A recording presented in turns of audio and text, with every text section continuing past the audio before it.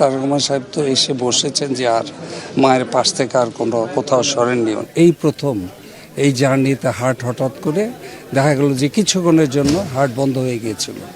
তখন আমাদের যে কার্ডিওলজিস্ট টিম ছিল, আমাদের intensivist doctor Zafar Iqbal, doctor Shahabuddin এবং এই রিভার কেয়ারে যারা ছিল আমরা ছিলাম, ওনারা তখন খুব দ্রুত ব্যবস্থা নেওয়াতে ওনাকে ইন্টেন্সিভভাবে চিকিৎসাতে ওনার হার্ট আবার ফাংশন ফিরে আসে। তো হার্ট ফাংশন যখন আবার ফিরে আসে সেটা আমরা ধরে রেখেছিলাম।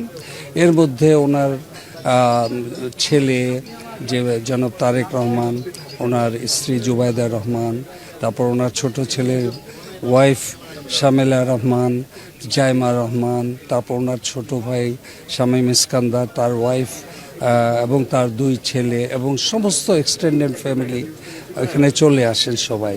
এবং আমরা একের পর এক চিকিৎসা দিতে থাকি, প্রতি মুহূর্তে মনিটর করতে থাকি এবং শেষ পর্যন্ত ওনাদের সবার সামনে আস্তে আস্তে আস্তে ওনার হার্টের ফাংশনটা আমরা ধরে রাখতে পারিনি। সকাল 6টার সময় আমাদের কার্ডিওলজিস্ট এবং ইন্টেন্সিভিস্ট প্রফেসর শাহাবুন তালুকদার এবং জাফর ইকবাল এবং অন্য যারা আমরা আছি দেখে পরে ওনার হার্ট থেমে যায় এবং আমরা সমস্ত ফর্মালিটি পরীক্ষা করে আমরা ওনাকে ক্লিনিক্যালি ডেট ডিক্লেয়ার করেছি।